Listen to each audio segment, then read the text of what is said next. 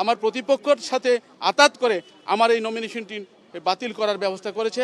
আমি বিশ্বাস করি সেই প্রমাণ আমার হাতে রয়েছে। প্রিয় দেশবাসী, আমি এই মিডিয়ার মাধ্যমে আজকে একটি বিষয় আপনাদের সামনে অবগত করতে চাই।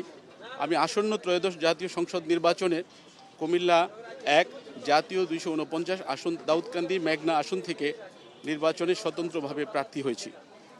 অতীতে যদিও আমি একটি রাজনৈতিক দলের সাথে ছিলাম, ইতিমধ্যে আপনারা জানেন আমার রাজনৈতিক পরিচয়।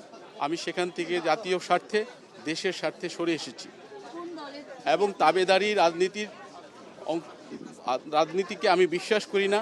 অন্য দেশ এবং অন্য দলের স্বার্থে কোনো দল রাজনৈতিক দল রাজনীতি করবে বিশ্বাস করি না বলে আমি আজকে স্বতন্ত্রভাবে আপনাদের সামনে এসে স্বতন্ত্র প্রার্থী হিসাবে আমি আপনাদের সামনে হাজির হয়েছি। এখন বর্তমান বাস্তবতায় আমি যাচাই বাছাই আমার মনোনয়নটি বাতিল হয়। কুমিল্লা অঞ্চলের রিটার্নিং অফিসার, কুমিল্লা জাতীয় আসন 249, কুমিল্লা 1 দাউদকান্দি মেঘনা আসনটি আমার।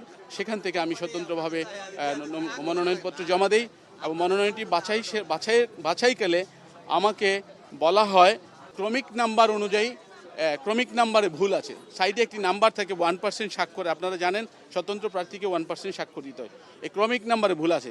বাস্তবে আমাকে যে চিঠি দেওয়া হয় সেখানে ক্রমিক নাম্বারের কথা বলা হয়নি, সেখানে বলা হয়েছে 1-2 জন ভোটারকে পাওয়া যায়নি।